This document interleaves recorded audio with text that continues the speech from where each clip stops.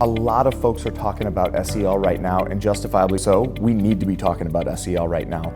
And my whole message is that relationships are the gateway to SEL. Here's the interesting thing about relationships. There's a lot of conversation, and has been for a long time in our space, about relationships.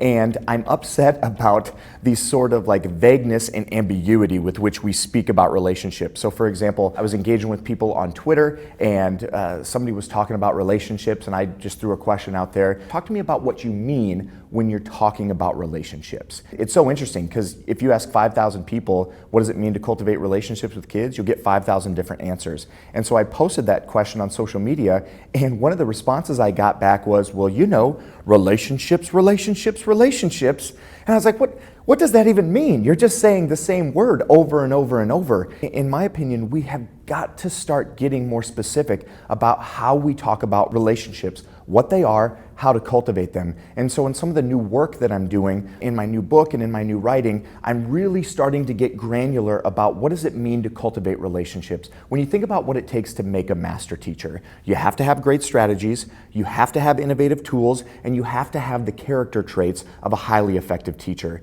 And those character traits are what ultimately will cultivate relationships between us and children. When we start to think about what it means to create relationships with kids, we have to start considering those things that we know have an effect not only on a child's social emotional well-being, but also on their academic achievement. And John Hattie and Marzano and these guys have all done this work for us already. We know that belief in kids matters. We know that it matters that whether or not we are trustworthy. We know that things like clarity and motivation and creativity and not labeling kids and setting goals for children and practice, like we know all of these things matter. And so in the new work that I'm doing, it's about relationships, it's about character, and it's about the 12 character traits of the most highly effective instructional leaders and teachers and what they can do tomorrow to cultivate better relationships with kids. Not a single initiative, not one, can thrive in a culture of negativity. And how do we combat cultures of negativity? We cultivate positive relationships within our school, between teachers and their peers, between teachers and students, between students and one another.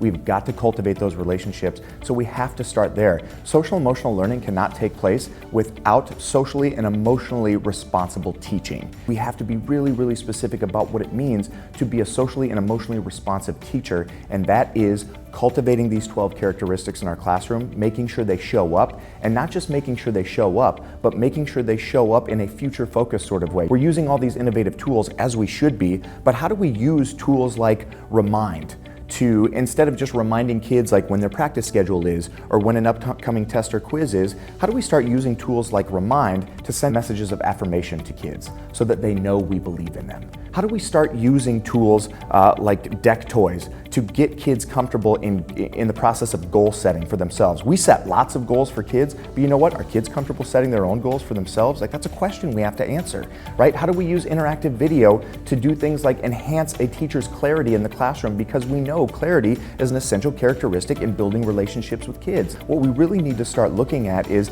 how can we use the tools that are at our disposal in conjunction with the instructional strategies in existence and these characteristics, because that's where we get exponential growth for children.